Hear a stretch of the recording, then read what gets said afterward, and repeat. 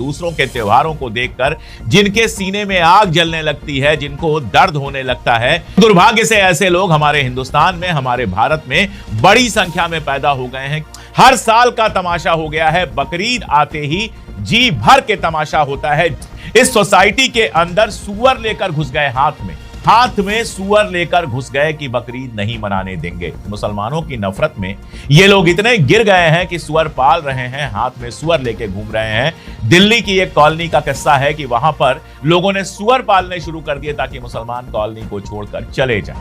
नफरत वो चीज है जो इंसान को जानवर में तब्दील कर देती है, और तब्दील होने के लिए भी कमबख्त कौन सा जानवर मिला? सुअर मिला। जिस इजराइल को ये अपना बाप बनाते हैं, उस इजराइल में भी बलि दी जाती है। दुनिया में सबसे ज्यादा बीफ बेचने वाले देशों के मामले में भारत तीसरे नंबर पर है। तो आप चिकन भी दुनिया को बेच रहे हैं, आप बीफ भी दुनिया को बेच रहे हैं, आप मीट भी दुनिया को बेच रहे हैं, आप मछली भी दुनिया को बेच रहे हैं, और ये सब एक हिंदू सरकार कर रही है जिसमें एक भी मुसलमान मिनिस्टर नहीं है। जब मुसलमानों ने मना कर दिया कि भैया हम गाय नहीं खरीदेंगे, तो अलग दिक्कत पैदा हो गई है। अब सुन रहे हैं कि बांग्लादेश को गायें स्मगल हो रही हैं। 14 साल से नीचे जब तक दूध दे रही है तब तक मां है, और जिस दिन दूध देना बंद कर देगी उस दिन मां नहीं रह गई। ये गोभक्ति है। बुढ़ापे में तो मां का ख्याल किया जाता है, तो गाय के बुढ़ापे में गाय को कटने के लिए बेच दिया जाए, ये कहां का इंसाफ है? ये कहां का नियम है? देश में रोज बकरे कटते हैं तो आपको दिक्कत नहीं होती है, लेकिन अगर कुर्बानी के दिन बकरे कट रहे हैं तो आपको दिक्कत होने लगती है। आपसे ना क्रिसमस बर्दाश्त हो रहा है, ना ईद बर्दाश्त हो रही है, ना बकरीद बर्दाश्त हो रही है। आपने इस देश को ऐसा तमाशा बनाया है कि सारी दुनिया में मजाक उड़ रहा है। पर दुनिया में सबसे अभागे लोग कौन से होते हैं? दुनिया में सबसे बदकिस्मत लोग कौन से होते हैं? ये वो होते हैं जो दूसरों की खुशी से परेशान होते हैं, क्योंकि दूसरों के खुशियों के मौके तो आएंगे, त्योहार तो आते रहेंगे और लोग अपना त्योहार मनाएंगे भी, लेकिन त्योहारों को देखकर, दूसरों के त्योहारों को देखकर जिनके सीने में आग जलने लगती है, जिनको दर्द होने लगता है, जिनको परेशानी होने लगती है, जिनके घुटनों में दर्द होना शुरू हो जाता है, ऐसे लोग दुनिया के सबसे अभागे, सबसे बदकिस्मत लोग होते हैं। और दुर्भाग्य से ऐसे लोग हमारे हिंदुस्तान में, हमारे भारत में बड़ी संख्या में पैदा हो गए हैं कि दूसरों का त्योहार आए और इनके सीने में दर्द उठना शुरू हो जाता है। क्रिसमस आएगा तो परेशान हो जाएंगे, गांव-गांव में घूमकर जहां भी ईसा मसीह की तस्वीर लगी है, उनकी बुत लगी है, उसको तोड़ने की कोशिश शुरू कर देंगे। और बकरीद आएगी तो इनको अचानक शाकाहार याद आ जाएगा। चलो वेजिटेरियन याद आए तो भी ठीक है। वैसे मैं आपको बता दूं, अगर आंकड़ों की बात करें तो हिंदुस्तान में केवल 3 स्टेट ऐसे हैं जहां नॉनवेज कम खाया जाता है, या नॉनवेज खाने वाले थोड़े कम हैं। एक स्टेट तो आप जानते हैं गुजरात है, लेकिन वहां भी आधे लोग, 50% लोग जो है वो नॉनवेज खाते हैं। 47% लोग राजस्थान में नॉनवेज खाते हैं और 55% लोग मध्य प्रदेश में नॉनवेज खाते हैं। इसके अलावा अगर आप देखेंगे तो कोई ऐसा प्रदेश आपको नहीं मिलेगा जहां नॉनवेज खाने वालों की संख्या 80%, 87% ना हो। यानी पूरे देश में नॉनवेज खाया जाता है। एक आंकड़ा बताता है कि पूरे देश में नॉनवेज खाने वालों की संख्या 81% है, 81% है। यानी सिर्फ 19-20% लोग इस देश में ऐसे हैं जो नॉनवेज नहीं खाते हैं। लेकिन बकरीद आते ही तमाशा शुरू हो जाता है। हर साल का तमाशा हो गया है, बकरीद आते ही जी भर के तमाशा होता है, जी भर के शाकाहार की बात होती है। अभी बंगाल में चुनाव चल रहा था और भारतीय जनता पार्टी के नेता वहां जाकर टेबल पर फैलाकर आराम से मछली खा रहे थे, मटन खा रहे थे, फोटो खिंचा रहे थे, हाथ में मछली लेकर चुनाव में प्रचार कर रहे थे। और अब जब चुनाव बीत गया तो अचानक इनके भक्तों को, इनके लोगों को, इनके गुंडों को दोबारा से शाकाहार की याद आ गई। यह अलग बात है कि दोपहर में नौटंकी करने के बाद इनमें से भी ज्यादातर शाम को किसी होटल में जाकर मटन खाते हैं, मछली खाते हैं, चिकन खाते हैं। और हालत यहां तक पहुंच गई, नफरत में हालत यहां तक पहुंच गई, कहते हैं नफरत अंधा कर देती है। हालत यहां तक पहुंच गई कि मुंबई के अंदर एक सोसाइटी के अंदर, ये मीरा रोड के पूनम स्टेट के क्लस्टर 1 की सृष्टि कॉम्प्लेक्स है। इस सोसाइटी के अंदर सुअर लेकर घुस गए, हाथ में सुअर लेकर घुस गए कि बकरीद नहीं मनाने देंगे। जरा सोचिए, मैं भी हिंदू हूं, हमारे धर्म में कहां सुअर को इतना महत्व दिया गया है या सुअर पालने की, सुअर खाने की और इस तरह की बात की गई है? कहीं नहीं की गई है। एक वाराह अवतार की बात आती है, इसके अलावा आपको सुअर का कहीं जिक्र नहीं मिलता है। लेकिन मुसलमानों की नफरत में ये लोग इतने गिर गए हैं कि सुअर पाल रहे हैं, हाथ में सुअर लेके घूम रहे हैं। दिल्ली की एक कॉलोनी का किस्सा है कि वहां पर लोगों ने सुअर पालने शुरू कर दिए ताकि मुसलमान कॉलोनी को छोड़कर चले जाएं।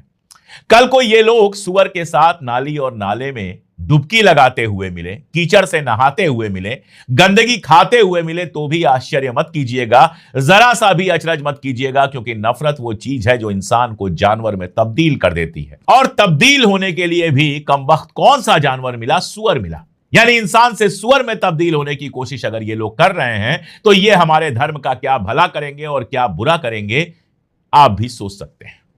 ये जो पागलपन है हर बकरीद के पहले पैदा होता है, कुर्बानी से जो इनको दिक्कत होती है, वो नकली है। नकली मैं क्यों कह रहा हूं, उस बात को बहुत गौर से सुनिए। पहली बात तो यह कि कुर्बानी या बलि देने की रवायत केवल मुसलमानों में नहीं है। जिस इजराइल को ये अपना बाप बनाते हैं, उस इजराइल में भी बलि दी जाती है, उस इजराइल में भी मुर्गों की बलि दी जाती है, बाकायदा एक त्योहार होता है। और जिस धर्म को ये बिलोंग करते हैं, हिंदू धर्म जिसको मैं भी बिलोंग करता हूं, वहां भी बलि की परंपरा है। आप चले जाइए नेपाल में, वहां आपको बलि दिखाई देगी और भैंसों की बलि दिखाई देगी। और ज्यादा अंदर कहीं नहीं घूमना है, आपको काठमांडू में ही मंदिर मिल जाएंगे जहां भैंसों की बलि दी जाती है। आसाम में भैंसों की बलि दी जाती है, बकरों की बलि दी जाती है। हमारे उत्तर प्रदेश में आप आएंगे, खासतौर पे पश्चिम का तो मैं नहीं जानता ज्यादा, लेकिन पूर्वी उत्तर प्रदेश में आप जाएंगे तो वहां अभी भी बहुत सारे ब्राह्मण और क्षत्रिय घरों में आपको परंपरा मिल जाएगी पशुओं की बलि देने की। कई हिंदी फिल्में बनी हैं, जिन हिंदी फिल्मों में हीरोज को क्षत्रिय बनाया गया है, शायद क्षत्रिय नाम की ही फिल्म थी, और बकरे की बलि देते हुए दिखाया गया है, बाकायदा पोस्टरों पर यह दिखाया गया था। तो बलि देना या कुर्बानी करना यह सिर्फ मुसलमानों के यहां नहीं है, यह लगभग हर धर्म में बलि देने की परंपरा है।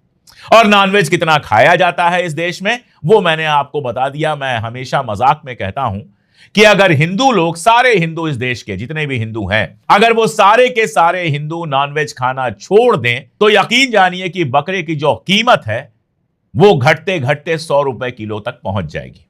और मुर्गा तो हो सकता है बाजार में आपको फ्री में मिले, या हद से हद 15-20 रुपए किलो मिले, अगर हिंदू लोग नॉनवेज खाना बंद कर दें, अगर बंगाली मछली खाना बंद कर दें, अगर यूपी, बिहार, पंजाब, दिल्ली और तमाम सारी जगहों पर नॉनवेज मिलना बंद हो जाए, या हिंदू लोग नॉनवेज खाना बंद कर दें, तो नॉनवेज की कीमत जमीन पर पहुंच जाएगी। आप किसी भी बड़े होटल में पहुंचिए, मंगलवार को बहुत तमाशा होता है दिल्ली में, निकल जाते हैं लोग कि नहीं नॉनवेज की दुकान बंद करानी है, लेकिन मंगलवार को अपना स्विगी और जोमैटो खोल लीजिए, आपको इतनी जगहों से चिकन बिरयानी और मटन बिरयानी और मटन और फलां और कोरमा, इन सब का ऑप्शन मिलेगा कि आपको हंसी आएगी। आप किसी भी डेट में दिल्ली के जो 5 स्टार 3 स्टार होटल हैं या महंगे महंगे रेस्तरां हैं, उनमें आप पहुंच जाइए, आपको नॉनवेज आराम से मिलेगा।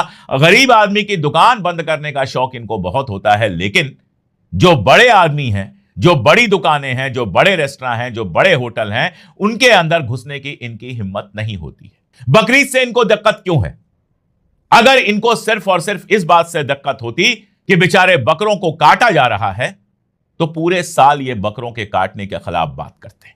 लेकिन इनके दिक्कत बकरों के काटने से नहीं है, इनके दिक्कत इस बात से है कि मुसलमान किस तरह से खुशी मना रहा है, मुसलमान किस तरह से अपना त्योहार मना रहा है। नीतीश राणे साहब हैं, अक्सर हिंसक बयान देते रहते हैं, अक्सर नफरती बयान देते रहते हैं। वो कह रहे हैं कंप्यूटर पर बकरी की फोटो लगाकर दिखाइए कि हम बकरी काट रहे हैं। तो कंप्यूटर पर क्या होली और दिवाली भी मनाया जाएगा? क्या कंप्यूटर पर पटाखे फोड़ लिए जाएंगे? क्या कंप्यूटर पर दिए जलाए जाएंगे? क्या कंप्यूटर पर रंग फेंक कर होली मनाई जाएगी?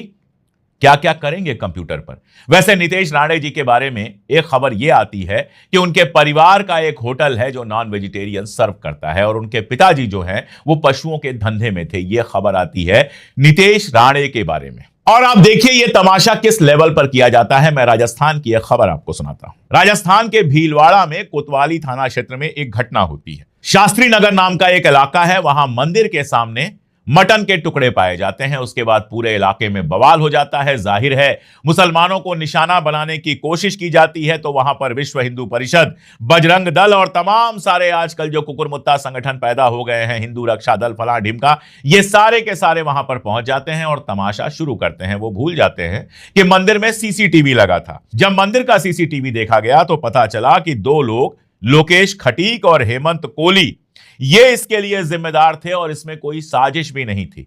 वो बेचारे मटन लेकर, उनका काम ही है पशुओं की खाल बेचने का और खरीदने का, ये सारा उनका काम है। वो स्कूटी पर एक बोरे में, कट्टे में भरकर ले जा रहे थे और हिलने डुलने से एक आध पीस नीचे गिर गया, जिसको लेकर ये सारा तमाशा हो गया।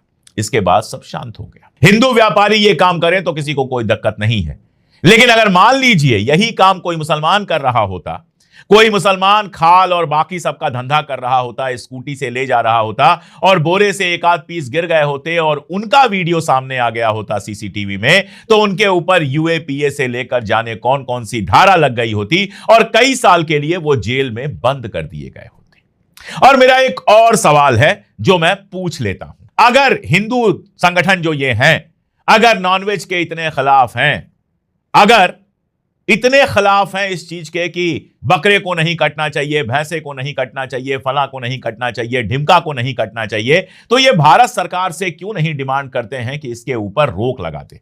मैं आपको भारत सरकार के कुछ आंकड़े देता हूं। बीफ के बारे में तो आपको पता ही है कि बीफ यानी कि भैंसे या गाय का जो मीट है, उसके एक्सपोर्ट के मामले में हम दुनिया में तीसरे नंबर पर है। सबसे ज्यादा जो है वो ब्राजील है, उसके बाद एयू है और अब इंडिया तीसरे नंबर पर है। यानी दुनिया में सबसे ज्यादा बीफ बेचने वाले देशों के मामले में भारत तीसरे नंबर पर है। और अगर आप डेटा देखेंगे तो लगातार हमारे यहां बीफ का प्रोडक्शन और एक्सपोर्ट बढ़ता चला गया है। आंकड़े मैं आपको स्क्रीन पर दिखा देता हूं।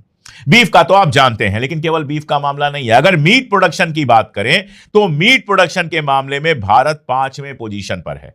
पहले पे चाइना है, दूसरे पर यूनाइटेड स्टेट्स है, तीसरे पे ब्राजील है, चौथे पे रशिया है और 5वें नंबर पर इंडिया है। इंडिया में 5वें नंबर पर मीट का प्रोडक्शन होता है, यानी दुनिया में 5वें नंबर का देश है हिंदुस्तान, जहां मीट का प्रोडक्शन होता है। तो मीट प्रोडक्शन में भी आप ऊपर हैं। और दिखा देता हूं आपको दिखाता हूं मैं पोल्ट्री मीट यानी चिकन के बारे में। अगर चिकन के बारे में देखेंगे तो भी इंडिया टॉप 10 कंट्रीज में है। भारत का 7वां नंबर रहा है पोल्ट्री मीट के प्रोडक्शन में, यानी जो चिकन विकन होता है उसके प्रोडक्शन में भी भारत का 7वां नंबर रहा है। और यही मामला फिश का भी है, मछली का भी है। 2024 की अगर बात करेंगे तो मछली निर्यात करने वाला यानी मछली बेचने वाला चौथा दुनिया का सबसे बड़ा देश था भारत। तो आप चिकन भी दुनिया को बेच रहे हैं, आप बीफ भी दुनिया को बेच रहे हैं, आप मीट भी दुनिया को बेच रहे हैं, आप मछली भी दुनिया को बेच रहे हैं। और ये सब एक हिंदू सरकार कर रही है जिसमें एक भी मुसलमान मिनिस्टर नहीं है, जिसमें एक भी मुसलमान एमपी नहीं है। यानी सारे हिंदुओं से मिलकर जो सरकार बनी है, जिस सरकार में सिर्फ और सिर्फ हिंदू हैं या सिख हैं, कम से कम मुसलमान नहीं है, उस सरकार के कार्यकाल के दौरान बीफ भी बिक रहा है, मछली भी बिक रही है, मटन भी बिक रहा है, मीट भी बिक रहा है और चिकन भी बिक रहा है। दुनिया भर में यह सब एक्सपोर्ट करके डॉलर कमाया जा रहा है। लेकिन हिंदुस्तान के अंदर बकरीद के मौके पर अगर किसी को कुर्बानी करनी है, पहले तो गाय पे नाटक हुआ, अब गाय का भी बड़ा अच्छा तमाशा है। जब मुसलमानों ने मना कर दिया कि भैया हम गाय नहीं खरीदेंगे, तो अलग दिक्कत पैदा हो गई। अब सुन रहे हैं कि बांग्लादेश को गायें स्मगल हो रही हैं। और उसके बाद मुख्यमंत्री का बयान आता है, शुवेंदु अधिकारी का बयान आता है कि 14 साल से कम उम्र की गायें नहीं काटी जा सकती हैं। पहली बात तो यह कि अब गायों का भी बर्थ सर्टिफिकेट बनना चाहिए ताकि यह पता रहे कि गाय की एग्जैक्ट उम्र क्या है। दूसरी बात है, आप गोमाता कहते हैं, मां की तरह देखते हैं, तो क्या आप कल से नियम बनेगा कि 60 साल से ज्यादा उम्र की मां को पालने की जरूरत नहीं है? 60 साल से ज्यादा उम्र की मां को घर से निकाल दो, क्या यह नियम बनाएंगे? क्या 14 साल से ऊपर की जो गाय होती है वो माता नहीं रह गई? 14 साल से नीचे जब तक दूध दे रही है तब तक मां है, और जिस दिन दूध देना बंद कर देगी उस दिन मां नहीं रह गई। ये गोभक्ति है और या फिर धंधेबाजी है, इसका फैसला आप कीजिए। अगर गाय माता है तो चाहे वो 14 साल की हो, चाहे 24 साल की हो, चाहे 4 साल की हो, हर उम्र में माता है। और अगर माता नहीं है तो 4 साल, 14 साल, 24 साल का क्या मतलब है? बुढ़ापे में तो मां का ख्याल किया जाता है, तो गाय के बुढ़ापे में गाय को कटने के लिए बेच दिया जाए, यह कहां का इंसाफ है, यह कहां का नियम है?